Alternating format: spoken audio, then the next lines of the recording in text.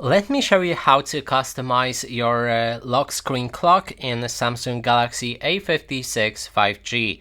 So first of all, you will need to open a settings on your device, then scroll down and look for wallpaper and style. Select it and then click on the tile with your lock screen, which will allow you to see the clock, and you can click on it to switch between different font and colors for that clock. So for example, I'm gonna choose this specific font, and then we can make it thinner or bolder, but this applies only to a few different fonts.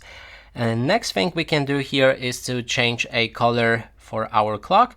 And finally, there's also style, which basically will change your entire clock to different piece.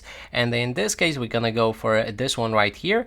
We can also include weather information and date above our clock, and then you can click on done to apply that new clock for your lock screen. And that is basically everything.